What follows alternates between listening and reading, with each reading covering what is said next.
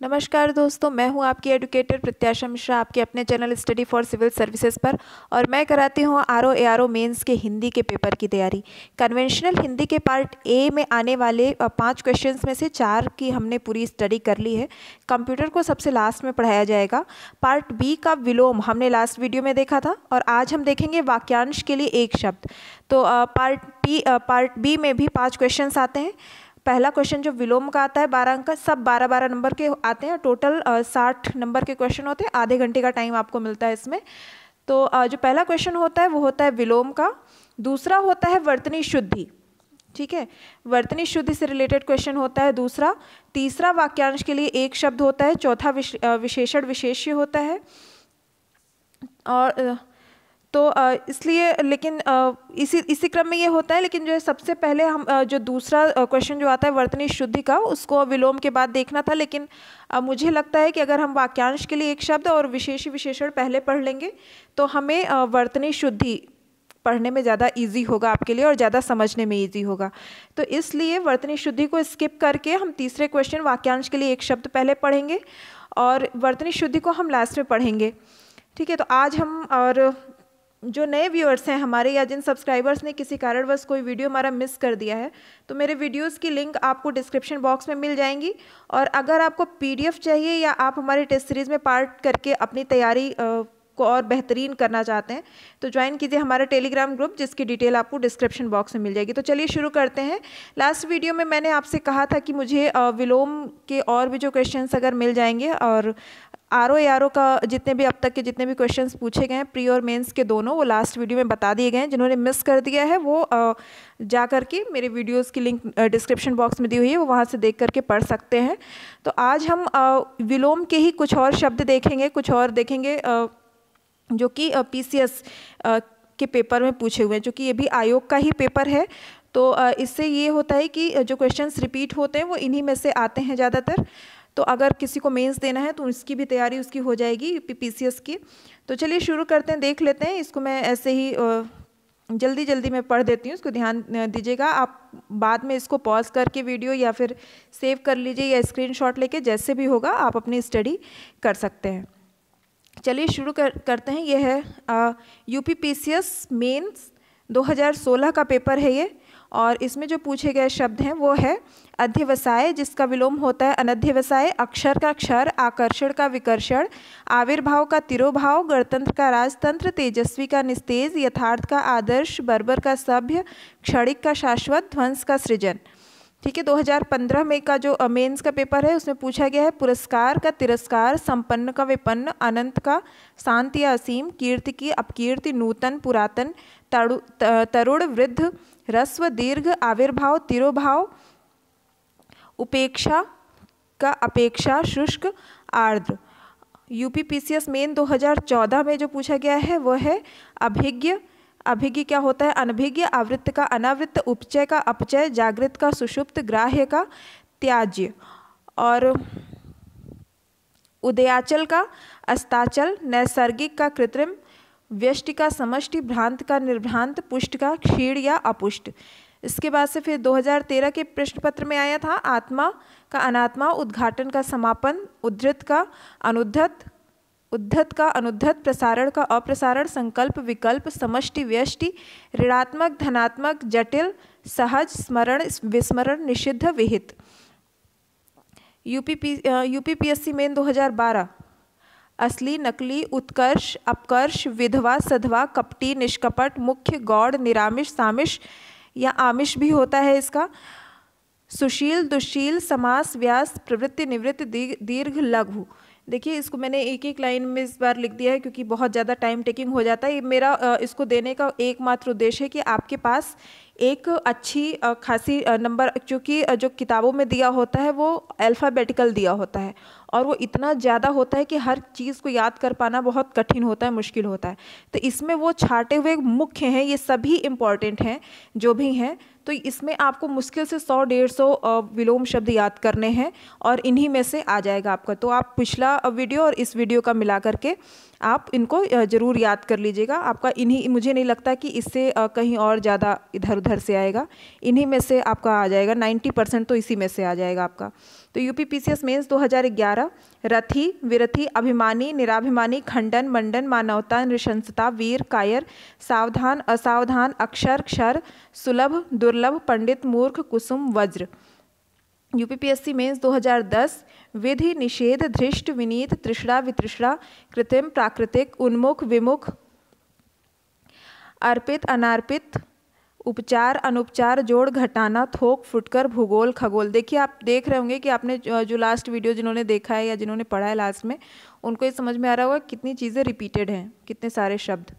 स्थावर, जंगम, संयोग, वियोग, परमार्थ, स्वार्थ, अभिशाप, आशीष, सुमति, कुमति, चुस्त, ढीला। इसके बाद से फिर आते हम देख लेते हैं, इसमें 4 और हैं। रास, वृद्धि, उपादेय, अनुपादेय, स्थिर, अस्थिर, वैभव, पराभव। यूपीपीएससी मेन 2008 का है। पंडित, मूर्ख, विशेष, साधारण, आगामी, विगत, स्मरण, विस्मरण, ग्रस्त, मुक्त, विज्ञ, अज्ञ, महात्मा, दुरात्मा, स्थूल, सूक्ष्म, प्रधान, गौड़, संधि, विग्रह।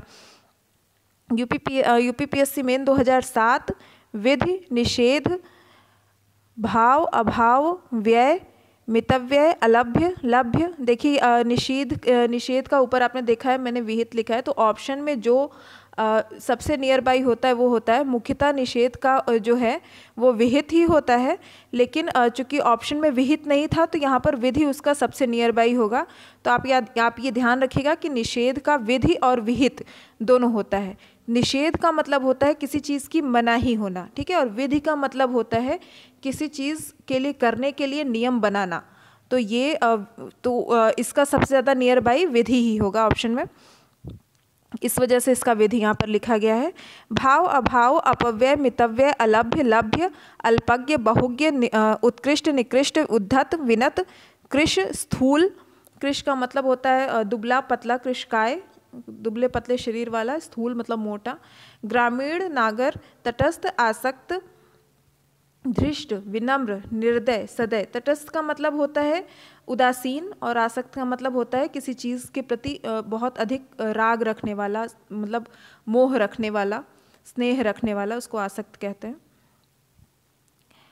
यूपीपीएससी मेन 2006, अल्पज्ञ, बहुज्ञ, अथ, इति, अवनि, अंबर, उत्कर्ष, अपकर्ष, उत्तरायण, दक्षिणायण, ग्राह्य, अग्राह्य या त्याज्य, निरामिष, तामिश। इसका आमिष भी होता है, चूँकि ऑप्शन में सामिश ही था तो इसलिए सामिश लिखा गया है। आप देखते चलिएगा, पुराने से मिलाते चलिएगा, जिसमें कि 2 आपको कई बार देखने को मिल जाएंगे। जहाँ याद आ गया वहाँ मैंने लिख दिया है, ठीक है। निरामिष, तामिश, अपेक्षा, उपेक्षा, अतिवृष्टि, अनावृष्टि, आलोक, तिमिर या अंधकार, उदयाचल, अस्ताचल, कनिष्ठ, ज्येष्ठ, गुरु, लघु, विधवा, सधवा। यूपीपीएससी मेंस 2005, व्यष्टि, समष्टि, समास, व्यास, अर्वाचीन, प्राचीन, ऋजु, वक्र, अनंत, अंत, निंद्य, वंद्य, सृजन, विनाश या संहार, स्वार्थ, परमार्थ, आवर्तक, अनावर्तक, अनुराग, विराग, पोषक का शोषक, शोषक का पोषक, मूक, वाचाल। इसके बाद से फिर यूपीपीएससी मेंस 2004, उत्कर्ष का अपकर्ष, दुर्गम, सुगम, परास्त, विजय, प्रत्यक्ष, परोक्ष, स्वागत, तिरस्कार, सदाचार, कदाचार, दुर्गम, सुगम, अनाहूत, आहूत। यूपीपीएससी मेन 2003, अवर, प्रवर, अल्पज्ञ, बहुज्ञ, अथ, इति, अपेक्षा, उपेक्षा, अवनि, अंबर, आलोक, तिमिर, अतिवृष्टि, अनावृष्टि, उत्कर्ष, अपकर्ष, उदयाचल, अस्ताचल, उत्तरायण, दक्षिणायण। देखिए इसके अभी तुरंत थोड़ी देर पहले आपने पढ़ा है। कनिष्ठ, ज्येष्ठ भी आपने पढ़ा है अभी। ग्राह्य, अग्राह्य, गुरु, लघु, निरामिष, सामिष या आमिष, विधवा, सधवा। ठीक है, अब आते हैं हम यूपीपीसीएस मेन 2002 पर। आरोह, अवरोह, खंडन, मंडन, घात, प्रतिघात, संगठन, विघटन। निरामिष का सामिष, आमिष, निरामिष बहुत बार पूछा है, आप देख रहे हैं बार बार रिपीट हो रहा है ये। सत्याग्रह, दुराग्रह, संकल्प, विकल्प, अभिज्ञ, अनभिज्ञ। यूपीपीएससी मेन 2001, जंगम, स्थावर, सहयोगी, प्रतियोगी, दृश्य, अदृश्य, क्षणिक, शाश्वत। यूपीपीएससी मेन 2000, श्रोता, वक्ता, शुष्क, आर्द्र, विस्तीर्ण, सीमित, संकीर्ण, विस्तीर्ण। ये विस्तृत है, विस्तृत का सीमित, संकीर्ण, विस्तीर्ण, कृत्रिम, प्राकृतिक, ज्येष्ठ, कनिष्ठ, गुरु, लघु, तेजस्वी, निस्तेज, निद्रा अनिद्रा अनुग्रह विग्रह ससीम असीम। इसके बाद से हम आते हैं यूपीपीएससी मेन 1999 अनंत ससीम अर्वाचीन प्राचीन ऋज वक्र व्यष्टि समष्टि समास व्यास अनुराग विराग कनिष्ठ का ज्येष्ठ या वरिष्ठ निंद्य वंद्य आवर्तक अनावर्तक स्वार्थ परमार्थ मूक वाचाल। ठीक है, यूपीपीएससी मेंस 1998 उपमान उपमेय संकीर्ण विस्तीर्ण संस्थान पतन चेतन अवचेतन या जड़ पुरस्कार दंड आकर्षण विकर्षण मानवीय अमानवीय अनुनासिक निरनुनासिक विशिष्ट सामान्य सामिश निरामिष उत्कर्ष अपकर्ष। इसके बाद से यूपीपीएससी मेन 1997 आकाश पाताल मग्न दुखी उत्थान पतन ज्येष्ठ लघु या कनिष्ठ उपमेय उपमान मानवीय अमानवीय तृष्णा वितृष्णा चेतन अचेतन सामिश निरामिष वादी प्रतिवादी। अब हम देखते हैं लोअर सबऑर्डिनेट। लोअर सबऑर्डिनेट के भी कुछ क्वेश्चंस हैं, उसमें भी पूछते हैं। यह है श्री गणेश इतिश्री स्वर्ग नरक जारज औरस अनुग्रह दंड कोप या विग्रह मसृण रूक्ष। ये मसृण अभी हाल में ही पूछा गया है किसी पेपर में। UP lower subordinate special mains का है 2008 का। यश अपयश प्राचीन अर्वाचीन संश्लेषण विश्लेषण सापेक्ष निरपेक्ष अतिवृष्टि अनावृष्टि। लोअर सबऑर्डिनेट मेंस 2008 इति अथ निरामिष सामिष सरल कठिन अति न्यून ग्रहण का त्याग। और फिर आता है स्पेशल मेन 2006, तो इसमें है विग्रह समास अवरोह आरोह नैसर्गिक कृत्रिम सूक्ष्म स्थूल तमस सात्विक। उसके बाद से लोअर सबऑर्डिनेट मेन 2004 अमावस्या पूर्णिमा अनिवार्य वैकल्पिक भोगी योगी अनुलोम विलोम या प्रतिलोम आधुनातन पुरातन। लोअर सबऑर्डिनेट मेन 2003 समास व्यास छली निश्चल ऐश्वर्य अनैश्वर्य अंतरंग बहुरंग। लोअर सबऑर्डिनेट मेन 2002 विश्लेषण संश्लेषण कीर्ति अपकीर्ति भौतिक आध्यात्मिक अभिज्ञ अनभिज्ञ। लोअर सबऑर्डिनेट स्पेशल मेन 2002 उत्तम अधम निष्काम सकाम जागृत सुषुप्त करुण निष्ठुर राग द्वेष। सबऑर्डिनेट 1998 विवेकी अविवेकी महान तुच्छ अंतरंग बहिरंग असीम ससीम दुखी सुखी। इसके बाद से हम देखते हैं यूपी एपीओ मेन। एपीओ का जो पेपर होता है उसमें भी ये पूछा जाता है। तो उसमें है खंडन मंडन खंडन विनत उद्धत कर्मण्य अकर्मण्य गणतंत्र राजतंत्र थोक फुटकर। मेन 2007 यूपी एपीओ का अस्थिर स्थिर सुलभ दुर्लभ नैसर्गिक कृत्रिम विपन्न संपन्न। देखिए ये सारे वही चीज़ें हैं लगभग जो कि आपने आरओ में पढ़ी हैं, वही चीज़ आपको पीसीएस में भी देखने को मिली और वही चीज़ें आपको लगभग सबऑर्डिनेट में भी मिल रही हैं, वही चीज़ें आपको एपीओ में भी मिल रही हैं। तो ये चीज़ें बहुत कई बार ये रिपीट होते हैं, ये जो भी होते हैं इस तरीके के जो विलोम वाले होते हैं या जो और भी जो वैकल्पिक जो होते हैं वो ज़्यादातर रिपीटेड होते हैं, बहुत बार रिपीट होते हैं, बहुत सारा उसमें रिपीट हो जाता है। इस वजह से पुराने क्वेश्चन पेपर्स जितने भी आपको मिले उनको ज़रूर देखिए। जहाँ कहीं भी आपसे विलोम पूछा जाता हो जिस भी पेपर में उसको ज़रूर देखिए, उनमें से आपको ज़रूर मिल जाएगा। किताबों में ये 600-700 मतलब दिए होते हैं अल्फ़ाबेटिकल, इतना ज़्यादा याद कर पाना बहुत मुश्किल होता है और बहुत ज़्यादा कन्फ्यूज़न भी क्रिएट हो जाता है इससे आपके लिए। चलिए देखते हैं यूपी एपीओ मेन 2006 स्वर्ग नरक आस्तिक नास्तिक परतंत्र स्वतंत्र तिमिर आलोक उपकार अपकार। एपीओ मेन 2002 कनिष्ठ ज्येष्ठ धवल मलिन मधुर कटु या तिक्त स्थावर जंगम उत्थान पतन। अब हम देख लेते हैं कुछ और पेपर्स में जो अन्य परीक्षाओं में पूछे गए हैं, ऐसे ही रैंडमली कहीं कहीं मिल गए हैं तो उनको मैंने किया है। अधूरा पूरा अमीर गरीब नीरस सरस दूर पास दयालु निर्दय पराधीन स्वाधीन विदेशी स्वदेशी प्रकाश अंधकार कर्मठ अकर्मठ प्रशंसक निंदक पुण्य पाप निर्भीक भयभीत संस्कृति असंस्कृति आदरणीय अनादरणीय निर्माण विनाश घृणा प्रेम आकर्षण विकर्षण सदाचार दुराचार औपचारिक अनौपचारिक कदाचार सदाचार प्रशंसक निंदक। ये इतना हो गया आपका विलोम। जो मुझे मिल गए। इसके अलावा अगर आपको कहीं मिल जाए तो जूनियर हिंदी ट्रांसलेटर का पेपर अगर आपको मिल जाता है, इसका एसएससी में होता है, जूनियर हिंदी ट्रांसलेटर की पोस्ट आती है और उसका पेपर होता है, उसमें भी पूछे जाते हैं। अगर आपको वो पेपर मिल जाए तो आप उसमें से भी कलेक्ट कीजिए, वो मुझे मिल नहीं पाया, उसमें से भी कलेक्ट कर लीजिए और पढ़िए इसको। बस ये बहुत ज़्यादा नहीं होते हैं, लगभग रिपीटेड होते हैं, इस वजह से आपको ये चीज़ें जल्दी से तैयार भी हो जाती हैं इस तरीके से पढ़ने से। बेवजह का आप 100-150 में आप जो काम हो सकता है उसको आप 700-800 पढ़ते हैं।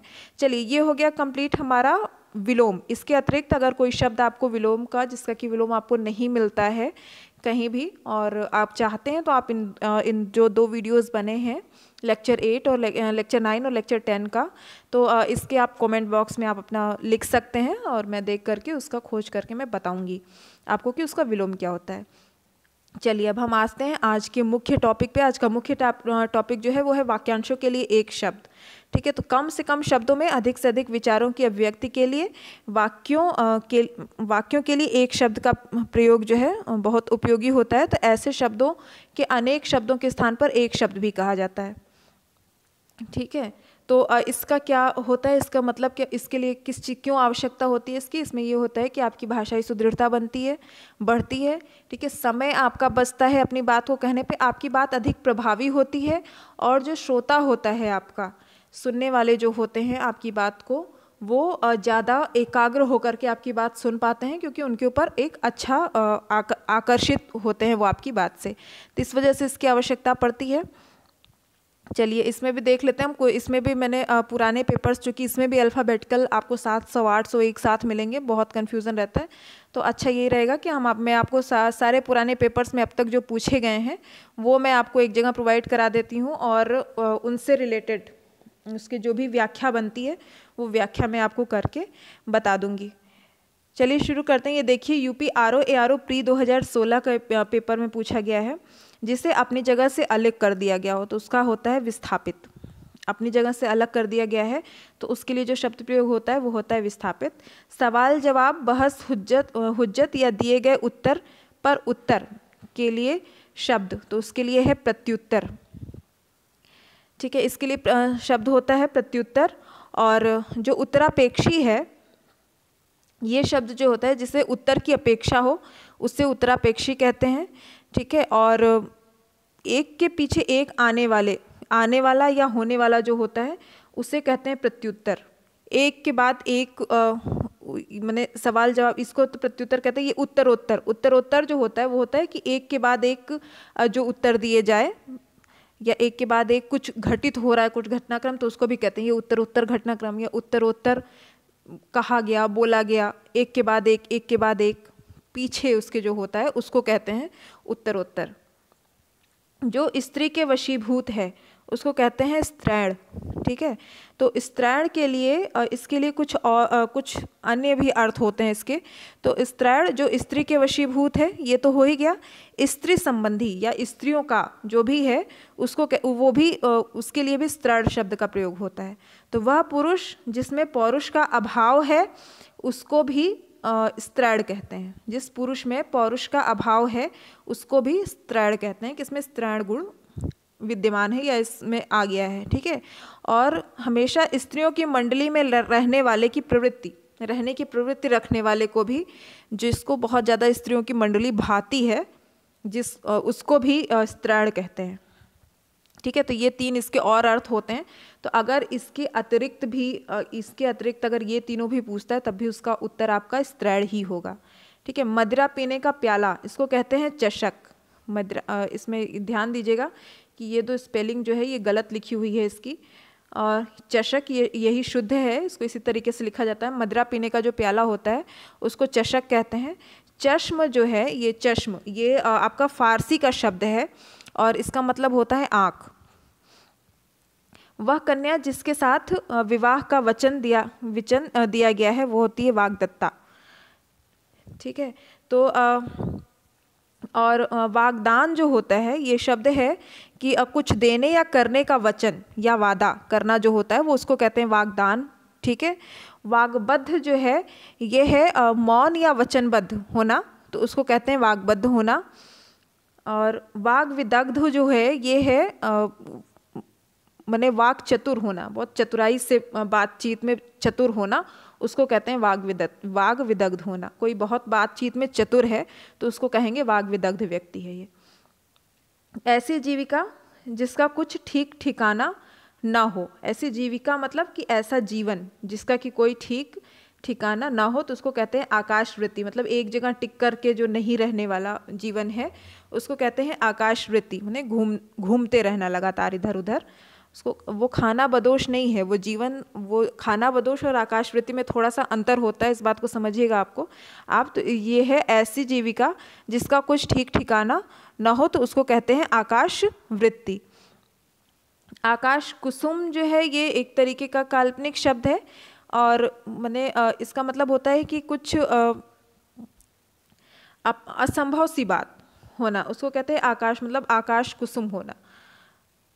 ठीक है, तो असंभव सी बात होती है। आकाश कुसुम मतलब आकाश के फूल को कहते हैं आकाश कुसुम, तो आकाश में कोई फूल नहीं होता है। ये एक काल्पनिक शब्द है जो पुरानी जब आप कहानियाँ सुनते हैं तो ख़ास तौर पे जो मायावी कहानियाँ जो हुआ करती थी पहले, उनमें आकाश कुसुम शब्द का कई बार प्रयोग मिलता है। अगर आपने कभी बाल हंस वगैरह अपने बचपन में पढ़ा होगा तो उसमें आते थे इस तरीके की कहानियाँ। मरणासन अवस्था वाला उसको कहते हैं मुमूर्ष। जो मरणासन की जो अवस्था में है उसको कहते हैं हम मुमूर्ष कहा जाता है उसको। और जिसे मोक्ष की कामना हो उसको मुमुक्ष कहते हैं। तो मुमुक्ष और मुमूर्ष में आप कंफ्यूज मत हो जाइएगा, दोनों शब्द को आप एकदम बिल्कुल क्लियर ध्यान से याद रखिएगा कि मुमूर्ष जो है वो मरणासन की अवस्था, चूँकि मिलता जुलता शब्द है इसलिए भूल सकता है आपको। तो जो मुमूर्ष है वो मरणासन की अवस्था वाला है, और जो मुमुक्ष है वह है जिसे मोक्ष की कामना हो। ठीक है, और मुमूर्षा, इसी मुमूर्ष से शब्द बना है मुमूर्षा। तो मुमूर्षा का मतलब होता है मर जाने की कामना। तो मुमूर्ष, मुमूर्षा और मुमुक्ष, ये तीन शब्द आप बिल्कुल बहुत अपने जहन में बिठा लीजिए। बहुत कन्फ्यूज़न कई बार क्रिएट करता है, इससे मिलता जुलता पूछ देता है और फिर हम गलत करके आ जाते हैं। तो ये है कि मर जाने की कामना रखना, ये है मुमूर्षा। और मरणासन की अवस्था वाला जो है उसको कहते हैं हम मुमूर्ष। ठीक है, और जिसे मोक्ष की कामना हो उसे कहते हैं मुमुक्ष। मृतगामी है एक शब्द इसमें प्रयोग हुआ है, तो इसमें मृतगामी जो होता है जो मृत्यु की ओर गमन कर चुका हो उसे मृतगामी कहते हैं।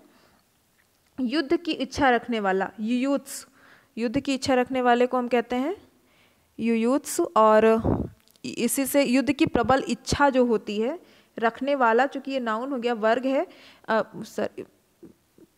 इच्छा रखने वाला ये जो है संज्ञा है, तो उसको युयुत्स कहेंगे। और इसकी प्रबल इच्छा जो कामना जो प्रकट अंदर उत्पन्न होती है, जिस युयुत्स के अंदर जो इच्छा उत्पन्न होती है उसको युयुत्सा कहते हैं। और जो युद्ध करता है उसको योद्धा कहते हैं। जो युद्ध में लिप्त हो उसे हम युद्धरत कहते हैं। जो युद्ध में लिप्त होता है उसे हम युद्धरत कहते हैं। योद्धा हो गया आपका, युद्धरत हो गया।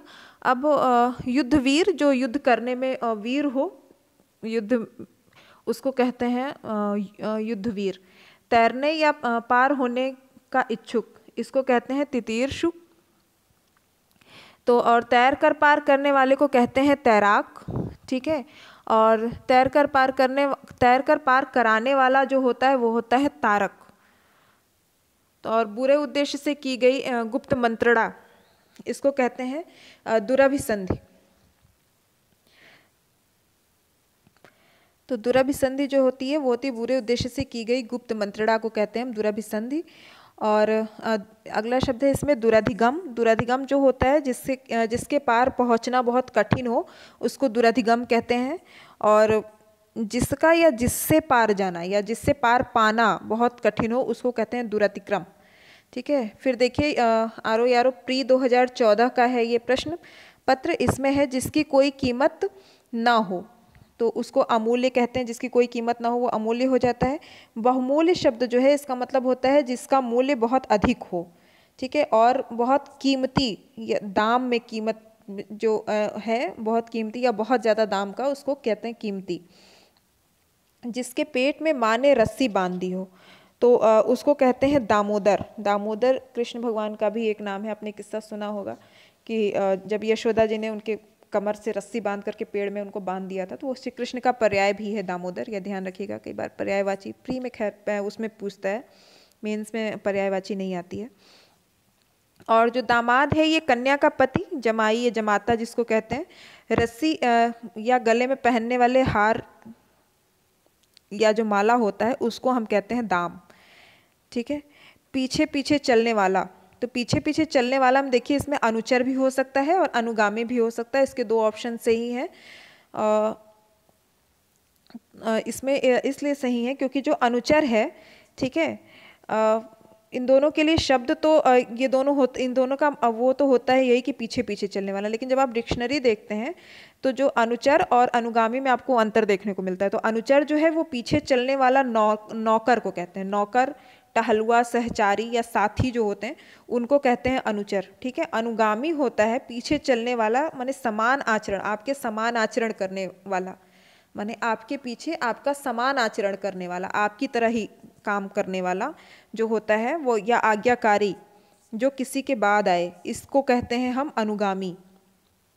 तो ये अंतर उसमें देखने को आपको मिलेगा। ठीक है। और अनुवर्ती, अनुवर्ती का मतलब होता है कि किसी के उपरांत उसके परिणाम स्वरूप होने वाला, उसको कहते हैं अनुवर्ती। थोड़ा नपा तुला भोजन करने वाला, इसको कहते हैं मिताहारी। मितव्ययी जो होता है ये होता है काम या कम या नपा तुला खर्च करने वाला जो व्यक्ति होता है उसको मितव्ययी कहते हैं। ठीक है। मिताहारी जो होता है वो थोड़ा भोजन करने वाला। मितव्यय कम खर्च करने की जो प्रवृत्ति जो होती है व्यवहार में जो होती है उसको मितव्यय कहते हैं। मिताहारी कोई शब्द नहीं है। गुरु के समीप रहकर अध्ययन करने वाले को कहते हैं अंतेवासी। ठीक है। और आश्रमवासी जो है ये आश्रमवासी, आश्रम में रहने वाला, जबकि आश्रम का शब्द भी जो है इसका प्रयोग 4 अर्थों में होता है आश्रम का। ऋषि और मुनियों के निवास स्थान या तपोवन को कहते हैं। साधुओं के रहने की जगह को भी कहते हैं। विश्राम का स्थान या ठहरने की कोई जगह है उसको भी कहते हैं। और इसमें जो है 4 आश्रम, अपने हिंदुओं के जीवन में 4 अवस्थाएं बताई गई हैं, ब्रह्मचर्य, गृहस्थ, वानप्रस्थ और संन्यास, उनको भी 4 आश्रम कहा जाता है। ठीक है। और विद्यार्थी जो होता है वो होता है पढ़ने वाला, विद्या पढ़ने वाला जो होता है उसको विद्यार्थी कहते हैं। और शिष्य वो होता है जिसे किसी ने कुछ पढ़ाया या सिखाया हो तो उसको कहते हैं शिष्य। तो और अगला प्रश्न देखते हैं। कनिष्ठा और मध्यमा के बीच की उंगली को कहते हैं अनामिका। और इसमें ये देखिए ये जो ये सभी स्पेलिंग्स इसकी गलत दी हुई हैं, इसका यही सही होगा अनामिका। जिसके हृदय पर आघात हुआ हो उसको कहते हैं मर्माहत। ठीक है। और इसके बाद से फिर है अगला प्रश्न, जो अपने पद से हटाया गया हो उसे कहते हैं पदच्युत। ठीक है। जिसकी पूर्व से कोई आशा ना हो उसे कहते हैं अप्रत्याशित। जिसे किसी वस्तु की स्पृहा ना हो, ठीक है, उसके लिए शब्द है उसके लिए हमारा जो शब्द है वो है निष्प्रिय। उसके बाद से यूपी आरओ मेन 2014, देखिए अब हम एक एक शब्द नहीं व्याख्यायित नहीं कर सकते हैं तो क्योंकि वीडियो बहुत लंबा हो जाएगा मुझे लगता है। तो यूपी आरओ मेन 2014 जो है इसका है जो कठिनाई से मिलता है उसे कहते हैं दुर्लभ। और इसमें देख लेते हैं। खैर अलभ्य जो शब्द है जिससे लाभ न प्राप्त हो उसे अलभ्य कहते हैं। अप्राप्य जो होता है जिसे प्राप्त न किया जा सके। अनुपलब्ध जो होता है वो होता है जो उपलब्ध ना हो उसे अनुपलब्ध कहते हैं। जो कठिनाई से समझने योग्य है उसे दुर्बोध कहते हैं। ठीक है। क्लिष्ट जो है यह जो कठिन हो उसको कहते हैं दुर्गम, माने जो मार्ग जिस रास्ते पर जाना कठिन हो वह दुर्गम है। और अगम का मतलब होता है जिसे समझा ना जा सके वो है अगम। जिसे जानने की इच्छा है वो होता है जिज्ञासु। ठीक है। और ज्ञानार्थी जो है वो ज्ञान अर्जन करने वाले को ज्ञानार्थी कहते हैं। जिगीषु ये कहते हैं किसी पर विजय पाने की इच्छा रखने वाले को कहते हैं जिगीषु। अधिक समय तक जीते रहने के लिए जो इच्छुक होते हैं उन्हें जिजीविषु कहते हैं। देखिए ये सभी शब्द भी इम्पॉर्टेंट हैं, इनको ध्यान रखिएगा, इनको पढ़ते चलिए, याद करते चलिए। जो पृथ्वी से संबद्ध है उसे कहते हैं पार्थिव। ठीक है। और लौकिक जो होता है वो होता है संसार से संबंधित जो होते हैं, लोक या संसार से संबंधित जो होता है उसे लौकिक कहते हैं। ठीक है। पृथा जो है मतलब अलग होना किसी चीज़ से कहते हैं, उसको पृथा कहते हैं। भूगोलीय जो है वो भूगोल से संबंधित जो भी है उसको भूगोलीय कहते हैं। जो पहले था पर अब नहीं, देखिए यहाँ पे पार्थिव और भूगोल में थोड़ा सा अंतर है। भूगोल भी आप कहेंगे ये भी तो भूमि से रिलेटेड है, लेकिन ये नहीं, ये जो है ये मिट्टी से रिलेटेड है। पार्थिव जो है वो मिट्टी से रिलेटेड है, इसलिए है ये पृथ्वी से संबंधित। ठीक है। और भूगोल जो है इसमें पूरा भूगोल में आप जानते हैं अंतरिक्ष भी समाहित हो जाता है, तो ये भूगोल अलग है और पार्थिव या पृथ्वी से संबंधित अलग है, इस बात को ध्यान रखिएगा आप। पांचवा, जो पहले था पर अब नहीं है उसको कहते हैं भूतपूर्व। ठीक है। और अंत्यज जो होता है, अंत्यज ये होते हैं जिसने अंतिम वर्ण में जन्म लिया हो उसे अंत्यज कहते हैं। अनागत कहते हैं जो न आया हो उसे अनागत कहते हैं, और जो पहले जन्मा हो उसे पूर्वज कहते हैं। ठीक है। बहुत सी भाषाओं को जानने वाला, बहुभाषाविद उसको कहते हैं, जो बहुत सी भाषाओं को जानता है उसे बहुभाषाविद कहते हैं। यूपीआरओ यारो प्री 2013 का देखते हैं, जिसे जीता ना जा सके उसे अजेय कहते हैं। ठीक है।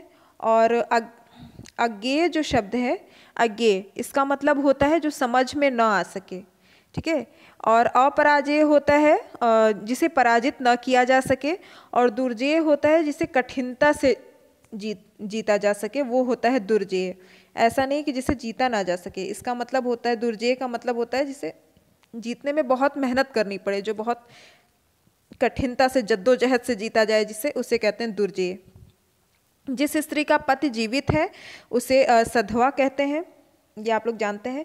पतिव्रता जो है ये है पतिपरायण स्त्री, या अपने पति के प्रति अनुराग या प्रेम रखने वाली जो स्त्री होती है उसे पतिव्रता कहते हैं। जिसका विवाह हो गया है उसे विवाहिता कहते हैं, और जो किसी के प्रेम या अनुराग में हो उसे अनुरक्ता कहते हैं। जो क्षीण ना हो सके उसे अक्षय कहते हैं। अमिट है, अमिट के लिए है जो कभी मिटाया ना जा सके उसे अमिट कहते हैं। ठीक। अनंत का मतलब होता है कि जिसका कोई अंत ना हो। ठीक है। और अपार का मतलब होता है असीम। अनंत वही अनंत ही एक तरीके से अपार है, जिसका मतलब सीमा रहित, जिसका कोई पार ना हो वो है अपार। जिसका इलाज ना हो सके वह है असाध्य।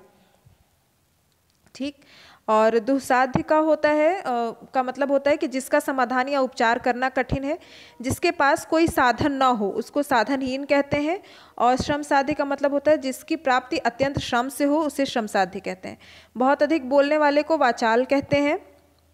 बोलने वाला जो होता है उसे वक्ता कहते हैं। न्यायालय का जो वकील होता है उसके लिए अधिवक्ता शब्द का प्रयोग होता है। और अच्छी तरह से समझकर कहने वाला जो होता है, या किसी संस्था या विभाग की ओर से आधिकारिक रूप से कोई बात कहने वाला जो व्यक्ति होता है उसे प्रवक्ता कहते हैं। जिसके सिर पर चंद्र हो उसे चंद्रशेखर कहते हैं। चक्रधर, ये जो है चक्रधर ये विष्णु जी का नाम है, चक्र को धारण करने वाला चक्रधर है।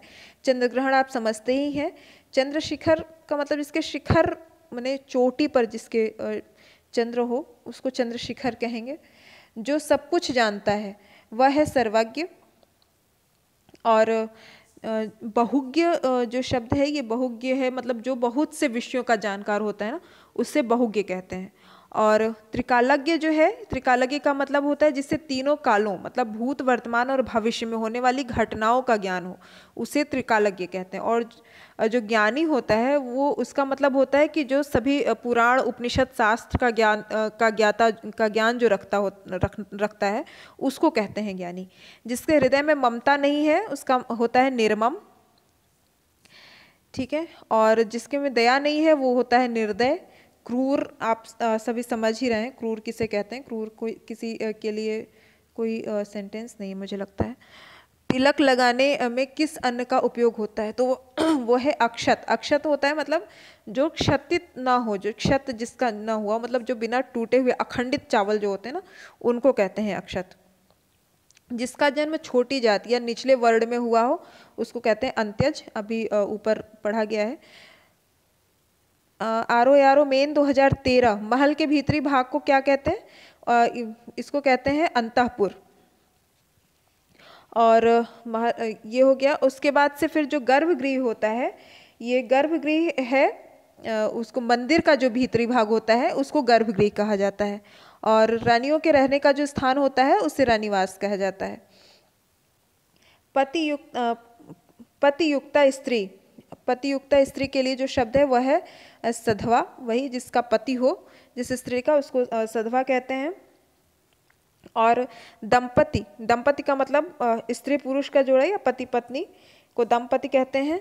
और जोड़ी का मतलब होता है एक ही तरह की दो चीज़ें, उसको कहते हैं जोड़ी। और पति पत्नी तो आप जान ही रहे हैं क्या है। झगड़ा लगाने वाला व्यक्ति, इसको कहते हैं नारद, यहाँ पर है, और क्योंकि जयचंद्र, शकुनी और विभीषण नहीं होंगे। यूपी RO प्री 2010, जिसके पास कुछ ना हो उसको कहते हैं अकिंचन। तो ये जिसके पास कुछ ना हो उसको कहते हैं अकिंचन। खाद्य सामग्री जो यात्रा के समय रास्ते में उपभोग के लिए दी जाती है उसको कहते हैं पाथेय। ठीक है, जो रास्ते में खाने के लिए दिया जाता है उसको कहते हैं पाथेय। आधी रात का समय निशीथ कहा जाता है उसको। और शर्वरी जो होता है, ये शर्वरी का मतलब होता है चांदनी रात। चांदनी रात जो होती है उसको शर्वरी कहते हैं। विभावरी का मतलब होता है तारों से भरी रात, और निशा का मतलब रात्रि होता है। ठीक है, जिसे बुलाया न गया हो उसे कहते हैं अनाहूत। और बाकी आप जान रहे हैं। मोक्ष की इच्छा रखने वाले को क्या कहते हैं? इसको कहते हैं मुमुक्ष। यहाँ मैं लगाना इसमें भूल गई, इसको कहते हैं मुमुक्ष। और इसके बाद से जिसका जन्म कन्या के गर्भ से हुआ है उसे कहते हैं कानीन। ठीक है, रंगमंच के पर्दे के पीछे का स्थान जो होता है उसको कहा जाता है नेपथ्य। और हवन में जलाने वाली जो लकड़ी होती है उसको कहते हैं समिधा। और दिशाएं ही जिनका वस्त्र है उसको कहते हैं दिगंबर। और पेट में जो अग्नि होती है उसको कहते हैं जठराग्नि।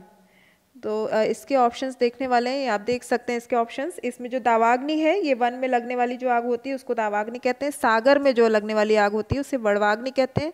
और मंदाग्नि जो होती है ये पाचन क्रिया कम करने की जो अग्नि होती है उसको कहते हैं मंदाग्नि। यूपी RO मेन 2010, तैरने की इच्छा तितीर्षा। ठीक है, और इसी से तितीर्षु बना है आपका। ठीक, जिस पुरुष की पत्नी साथ नहीं है उसको कहते हैं विपत्नीक। अपत्नीक जो होती है, विपत्नीक और अपत्नीक का अंतर है थोड़ा। तो अपत्नीक जो होती है जिस पुरुष की पत्नी ना हो, जिसकी पुरुष की पत्नी ना हो उसको कहते हैं अपत्नीक। उसको हाँ, उसको विधुर भी कहते हैं। लेकिन अपत्नीक का मतलब होता है जिसने विवाह न किया हो, उसके पास कोई पत्नी ना हो, उम्र हो गई हो लेकिन विवाह न किया हो, उसको कहते हैं अपत्नीक व्यक्ति है ये अभी। और विपत्नीक का मतलब होता है जिस पुरुष की पत्नी साथ नहीं रहती है उसको विपत्नीक कहते हैं। ठीक है, और वियोगी जो शब्द है इसका होता है कि जिसका अपने प्रिय से अलगाव हो गया हो उसको कहते हैं वियोगी। और जो विधुर शब्द है ये इसका मतलब होता है कि जिस पुरुष की स्त्री मर गई हो उसको विधुर कहते हैं। तो विधुर, अपत्नीक और विपत्नीक का अंतर आपको समझ में आ गया होगा। जिस पेड़ के पत्ते झड़ गए हों उसे कहते हैं अपत। ठीक है, और अपत जो है ये हिंदी का एक शब्द है, इसका ये एक विशेषण भी है जिसका मतलब होता है कि पत्तों से रहित होना। ठीक है, तो जिस पेड़ के पत्ते झड़ गए हों उसको अपत कहा जाएगा। फिर तो अपत का एक और अर्थ होता है, इसका मतलब होता है निर्लज्ज या बेहया। ये भी हिंदी का विशेषण है। ठीक है, हिंदी के शब्द हैं, उसको भी अपत कहते हैं। या फिर अधम या नीच के लिए भी अपत शब्द का प्रयोग होता है इसी से। और अपर्णा जो है, ये अपर्णा जो शब्द है ये अपर्णा पार्वती जी या दुर्गा जी का पर्यायवाची है। तो ये दो चीज़ें इंपॉर्टेंट थी आपके लिए। ये किसी और फॉर्म में भी आपसे पूछी जा सकती हैं, इसलिए मैंने आपको ये बता दिया है। जो स्त्री सूर्य भी न देख सके उसको कहते हैं असूर्यपश्या। जो हमेशा रहने वाला है उसको कहते हैं शाश्वत। और जो युद्ध में स्थिर रहता है उसे कहते हैं युधिष्ठिर। तो और UP RO main special pre 2010, जिसे प्रमाण द्वारा सिद्ध न किया जा सके उसे अप्रमेय कहते हैं। हाथी की पीठ पर रखा जाने वाला आसन इसको कहते हैं हौदा। जीन जो होती है ये घोड़ा की पीठ पर जो कसने के लिए जो गद्दी बनती है उसको कहते हैं जीन। ठीक है। बख्तर जो होता है वो गाड़ियों की सुरक्षा के लिए प्रयोग में लाने के लिए जो उसका जाल बनाया जाता है लोहे का, उसको कवच या जो युद्ध में जो कवच होता है उसको भी कहते हैं बख्तर। ठीक है। काठी जो है, काठी शब्द ये मतलब घोड़े की पीठ पे ही ये काठी कसी जाती है, इसी काठी पे ये जीन कसी जाती है। तो जिस जीन को कसने के लिए जिस बेस का यूज़ होता है उसको काठी कहते हैं, और जीन जो गद्दी होती है उसके ऊपर उसको जीन कहते हैं। ठीक। गिरा हुआ के लिए एक शब्द यहाँ पर है, तो गिरा हुआ के लिए मतलब होता है पतित, ये मैंने टिक करना मैं भूल गई यहाँ पे, इसका है ये पतित। ठीक है। और लुंठित, लुंठित जो शब्द है इसका मतलब होता है जो जमीन पर गिरा या लुढ़का हुआ हो। ठीक है, उसको कहते हैं गिरा हुआ। यहाँ पर आपका जो है ये आपके चरित्र या व्यवहार से रिलेटेड है गिरा हुआ शब्द जो है वो। ठीक है। लुंठित का मतलब होता है जमीन पर लुढ़का हुआ या जमीन पर गिरा हुआ कोई वस्तु है या व्यक्ति है तो उसके लिए लुंठित है। और धराशायी का मतलब होता है पृथ्वी पर लेटा हुआ, धरा धनशायी पृथ्वी पर सोया हुआ या पृथ्वी पर लेटा हुआ। ठीक है, ये हो गया। और पातकी का मतलब होता है पापी व्यक्ति जो होते हैं उनको पातकी कहते हैं। उपनिवेश के संबंध हो जिसका उसको कहते हैं औपनिवेशिक। औपन्यासिक जो है ये है जिसका संबंध उपन्यास से हो उसको औपन्यासिक कहते हैं। और उपनिवेशवाद जो है वो उपनिवेशों का अपने अधीन रखने का सिद्धांत जो था उपनिवेशवादियों का उसको उपनिवेशवाद कहते हैं। किसी राष्ट्र को उपनिवेश राष्ट्र घोषित करके अपना और उनके ऊपर जो शासन करने की जो पद्धति थी की जो विचारधारा थी उसको उपनिवेशवाद कहा गया है। ये आपने पढ़ा होगा जोग्राफी वगैरह में आपने पढ़ा होगा। पांचवा है, इनमें से एक के लिए प्रयोज्य शब्द है असूर्यपश्या। तो असूर्यपश्या के किसके लिए यूज होता है? वह स्त्री, ध्यान रखिएगा, वह स्त्री जिसने जो सूर्य भी न देख सके। अभी आपने ऊपर पढ़ा है, तो वे प्राणी जो सूर्य का दर्शन न कर पाए ये नहीं होगा, क्योंकि यहाँ पे प्राणी शब्द का प्रयोग किया गया है। ये सिर्फ और सिर्फ स्त्रियों के लिए होता है असूर्यपश्या। ठीक है, तो रानीवास में जो कड़े पर्दे में रहने वाली जो स्त्रियां होती हैं उनको भी असूर्यपश्या कहते हैं, क्योंकि वो भी सूर्य उनको देखने की इजाज़त नहीं थी, मतलब बाहर नहीं निकल सकती थी, वो इतना ज़्यादा कड़े पर्दे में रहती थी वो कि बाहर वो सूर्य नहीं देख पाती थी, इसलिए उन्हें असूर्यपश्या भी कहा जाता था। उत्तराधिकार में प्राप्त संपत्ति, तो इसको कहते हैं रिक्त। जो उत्तराधिकार में जो संपत्ति प्राप्त होती है उसे रिक्त कहते हैं। धरोहर जो शब्द है वह है जो वस्तु दूसरे के यहाँ रखी हो। ठीक है, उसको कहते हैं धरोहर। और वसीयत या कहना कोई बात या लिखना कि हमारे मरने पर हमारी संपत्ति का विभाग या प्रबंध इस तरह से किया जाए तो उसको वसीयत कहा जाता है। हाँ, वसीयत कहा जाता है। सातवां, नियम विरुद्ध असामाजिक कार्य करने वालों की सूची जो होती है वो होती है काली सूची। ठीक है, अच्छा चलिए मैं ये भी बता देती हूँ आपको, जो अवैध सूची जो है, ठीक है, अवैध सूची इसको इसलिए नहीं है क्योंकि वैध कार्य न करने वालों के लिए की जो सूची होती है उसको अवैध सूची कहती है। अपराधों को एक जगह करने वाली जो सूची होती है वो होती है अपराध सूची। और श्वेत सूची वो सूची होती है जिसमें नियम के अनुरूप या सामाजिक कार्य करने वालों की जो सूची होती है उसको कहते हैं श्वेत सूची। तो इसीलिए इसका उत्तर काली सूची ही होगा। निम्नलिखित वाक्य खंडों में से एक के लिए प्रयुक्त होने वाला शब्द है स्वयं सेवक। तो इसका उत्तर है अपनी इच्छा से दूसरों की सेवा करने वाला, उसको कहते हैं स्वयं सेवक। ठीक है, गुरु के समीप रहकर शिक्षा ग्रहण करने वाला जो होता है उसको कहते हैं अंतेवासी। अपना उद्देश्य पूर्ण होने पर संतुष्ट होने वाले को कहते हैं कृतार्थ। ठीक है, इसमें जो चिर प्रसन्न शब्द है इसका मतलब होता है सदैव प्रसन्न रहने वाला। कृतज्ञ का मतलब है कि किए गए उपकार को मानने वाले को कृतज्ञ कहते हैं और आभार मानने वाले को आभारी कहते हैं।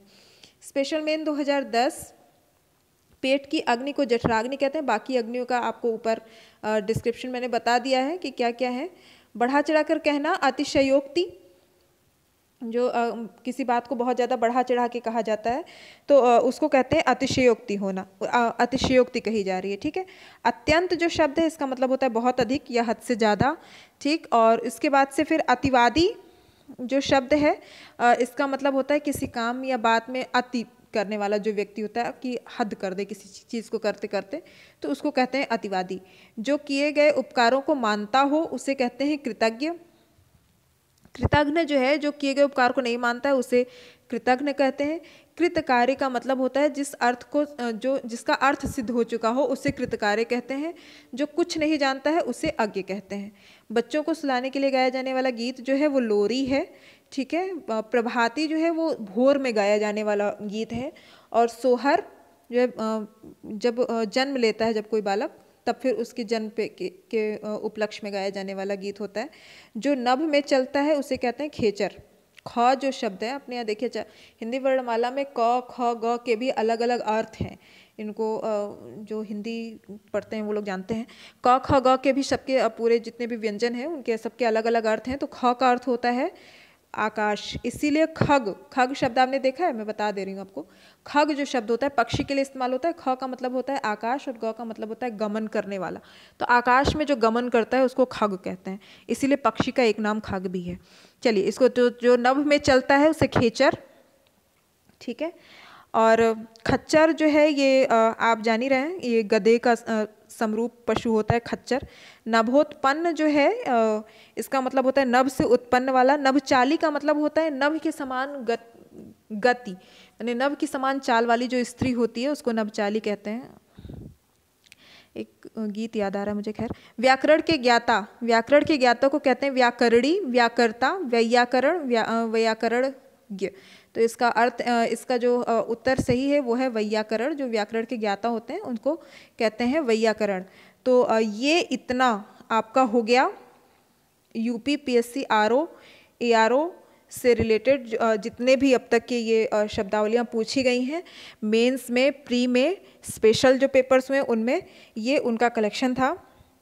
आज के वीडियो में बस यही इतना, और अगले वीडियो में मैं फिर से प्रयास करूंगी कि मैं जो और भी जो पीसीएस में या लोअर में जो भी अब पूछे गए हैं इस तरीके के प्रश्न, उनका संकलन करके मैं आप तक उनको एक जगह पहुंचा पाऊं, ताकि आपको बहुत ज़्यादा इधर उधर भटकना ना पड़े और आपके सारे पेपर्स आपके आँख के सामने गुजर जाएं कि क्या क्या पूछा गया है, जिससे कि आपकी तैयारी ज़्यादा अच्छी हो पाए। और अगर आपको हमारा वीडियो पसंद आता है तो आप प्लीज़ इसे लाइक कीजिए, सब्सक्राइब कीजिए और शेयर भी कीजिए। पीडीएफ्स के लिए और ज़्यादा बेहतरीन प्रिपरेशन के लिए अपने आरओ के, क्योंकि समय बहुत कम है, तो उसके लिए आप हमारा टेलीग्राम ग्रुप ज्वाइन कीजिए, जिसकी की डिटेल्स आपकी डिस्क्रिप्शन बॉक्स में दी हुई हैं। तब तक के लिए be focused and keep studying.